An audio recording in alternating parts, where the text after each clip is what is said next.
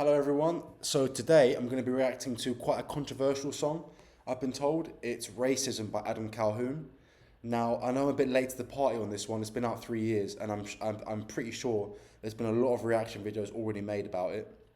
I just thought it quite relevant, considering the fact what's happened over the past 3 years with the riots and obviously there's more and more racial divide. So I'm going to find it interesting to see what Adam Calhoun raps about.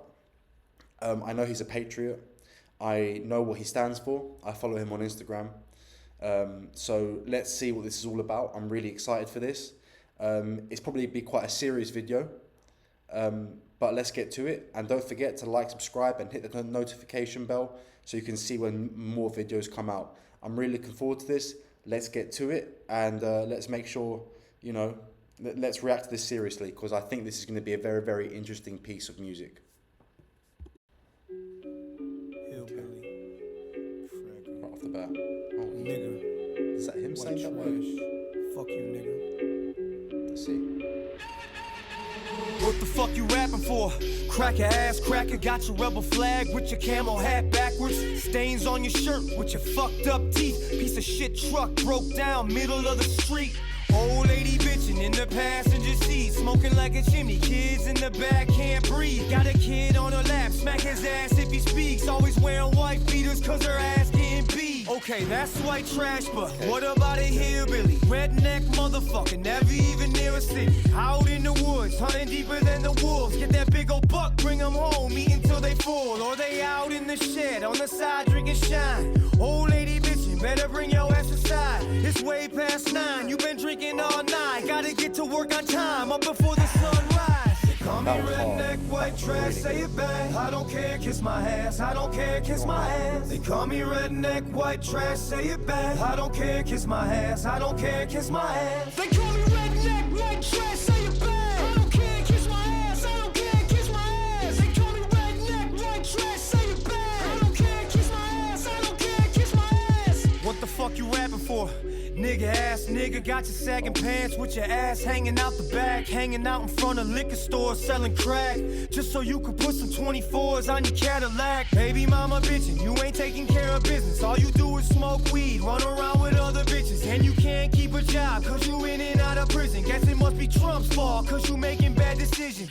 That's about niggas, but what about black folk? Raise their kids right every night, mom and dad at home. Hunting for a job, not crying about a privilege. Crying out to God, stop the violence where we live in. Fuck it though, you a nigga and I'm just a cracker. They pin us against each other, sit back and they watch it happen. In the hood they selling crack and killing over shoes and jackets. In the trailer park they fall apart, a bunch of Mac addicts.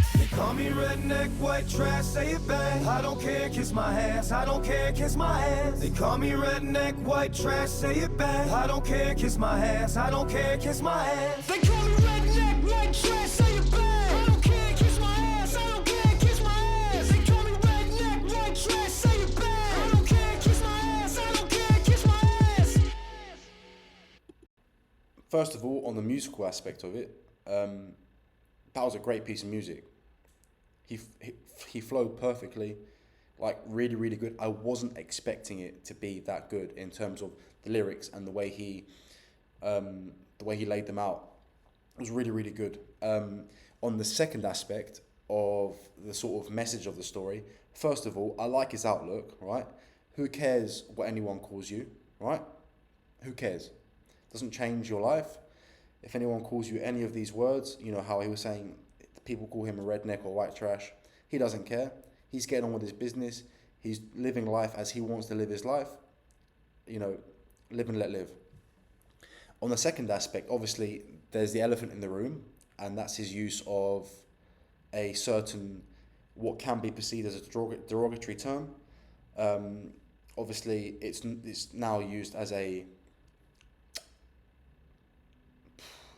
term of endearment amongst certain ethnic groups, and that's fine. I've got really nothing to say about that. That's not really my business. It's not so much used in the UK. It isn't really a big thing. I mean, it still is prevalent, but not really as much as in the United States. It's not as big a talking point as it is in the US. But what I noticed was he gives two different perspectives or two different races. So if you look at the white aspect, he looks at white trash and rednecks, and he draws a difference, a differentiation between their behaviours and their actions. And I think he does the same thing with the black community. And I think people probably can't see past the fact that he used a certain word. And people might get angry at that and just literally click off the video or not listen to it, or not listen to the lyrics and the meaning behind them. I think he was drawing a clear differentiation between perceptions, pure perceptions of racial issues. And guys, if you made it this far in the video, let me know in the United States as well, in certain in the African American community and the white community, are those distinctions genuinely drawn?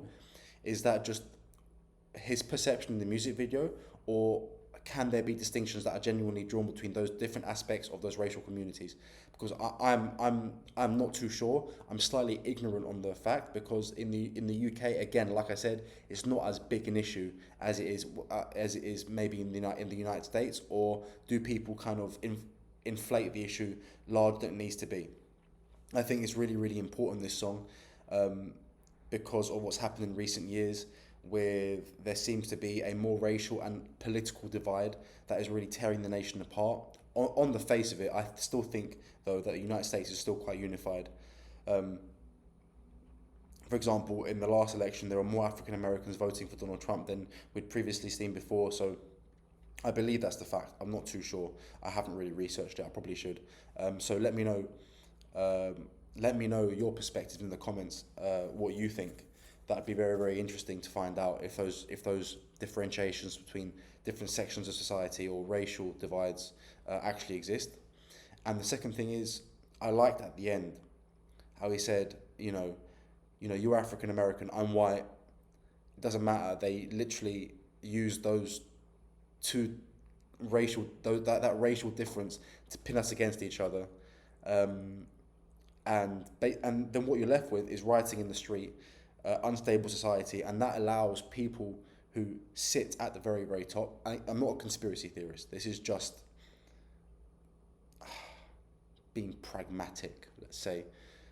Allows them to seize power financially, more financially than anything else. When there were riots in the street, for example, and there was COVID and there was lockdown, who really benefited? The people who were already millionaires and billionaires. Jeff Bezos, I think, doubled his net worth over the COVID period, because literally no one could leave the house and go to Target or Walmart. So they were all shopping on Amazon, for example. So that's very, very interesting. And I think there doesn't need to be racial divide, especially now with the left. The left focuses more on race than the right does. We see, a human being with a set of skills and values, and that those aren't along racial lines. Those are simply, I'm going to hire you because you're good at what you do, etc., blah, blah, blah.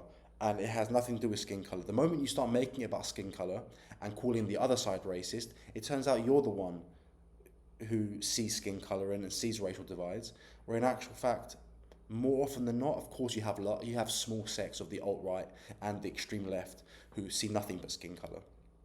But those are minute portions of the population. The moment you start making those distinctions, that's when you have problems. If we're normal people, the majority of normal people don't have a racist bone in their body, right? So you can't automatically label someone racist for being white or privileged for being white. In the UK anyway, there are poor white kids and poor black kids that grow up in the same communities, How can you tell the white kid that he's privileged over the kid of African descent purely because of his skin colour when they both grew up in poverty? Well, in what we perceive as poverty, which isn't poverty. If you're poor in the UK, you're richer than 99% of the rest of the world, right? So how can you tell it's a white kid? Theo Von, I don't know if you know who Theo Von is. He made a really, really good point in a stand-up sketch about this exact issue, and he's right. Anyway, that's my rant over. I want you to let me know how you feel about this video. In my opinion, Adam Calhoun was not being racist in this video. He was clearly drawing distinctions between the perceptions that people have of certain racial groups, and I think it was genius. The way it was done was absolutely perfect. It was really, really good. I think it was a unifying message, especially at the end. So I absolutely loved it. Again, let me know what you think in the comments. Like, subscribe. Leave me any recommendations down in the comments too. It was really, really great seeing you. Let me know also if you disagree with my analysis or if I said something wrong. I do want to know because I always want to grow my understanding of these issues and the social and economic issues and become a more well-rounded person. So let me know. Guys, thank you English. Thank you very, very, very much, and we'll see you next time. Have a good day.